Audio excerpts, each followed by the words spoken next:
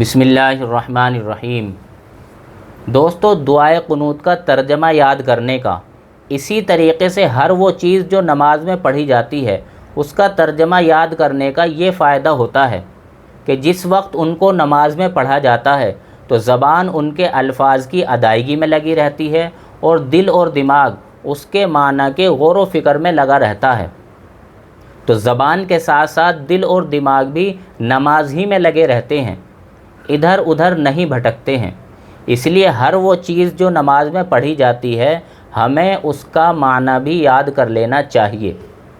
دوستو، آج میں آپ کو 3 باتیں بتاؤں گا۔ نمبر 1، دعائے قنوت کب پڑھی جاتی ہے۔ نمبر 2، دعائے قنوت کا ترجمہ۔ نمبر 3، اگر کسی کے دعائے قنوت یاد نہ ہو تو پھر وہ کیا پڑھے۔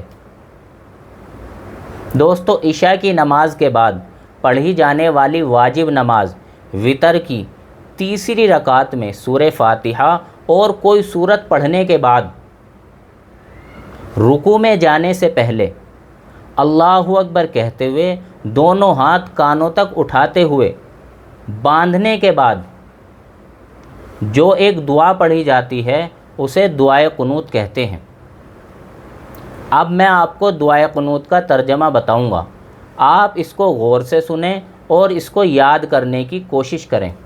اللہم انا نستعینک، اے اللہ ہم تجھ ہی سے مدد مانگتے ہیں، ونستغفرک، اور تجھ سے معافی مانگتے ہیں، ونؤمن بک، اور تجھ پر ایمان لاتے ہیں، ونتوکل علیک، اور تجھ پر بھروسہ کرتے ہیں، ونثنی علیک الخیر، اور تیری بہت اچھی تعریف کرتے ہیں، ونشکرک، اور تیرا شکر ادا کرتے ہیں، ولا نکفرک، اور تیری ناشکری نہیں کرتے ہیں، ونخلع، اور الگ کر دیتے ہیں، ونترک، اور چھوڑ دیتے ہیں، من یفجرک، اس شخص کو جو تیری نافرمانی کرے۔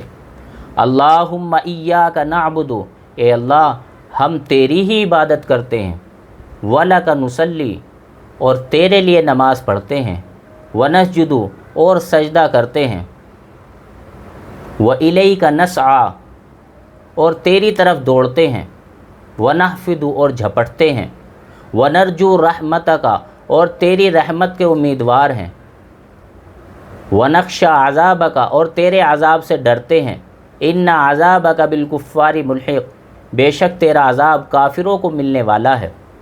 دوستو، وتر کی تیسری رکعت میں دعائے قنوت کا پڑھنا واجب ہے۔ اگر کسی کے دعائے قنوت یاد نہ ہو تو اسے دعائے قنوت یاد کرتے رہنا چاہیے، اور جب تک دعائے قنوت یاد نہیں ہو رہی ہے تب تک وہ آدمی دعائے قنوت کی جگہ ربنا آتنا فی الدنیا حسنۃ وفی الآخرۃ حسنۃ وقنا عذاب النار اس دعا کو پڑھ لے۔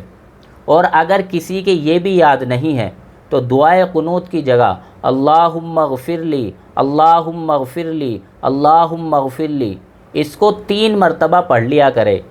اس کی وتر کی نماز صحیح ہو جائے گی۔ لیکن اس آدمی کو دعائے قنوت بھی یاد کرتے رہنا چاہیے۔ اللہ تعالیٰ سمجھ کی توفیق نصیب فرمائے۔ وآخر دعوانا ان الحمد للہ رب العالمین۔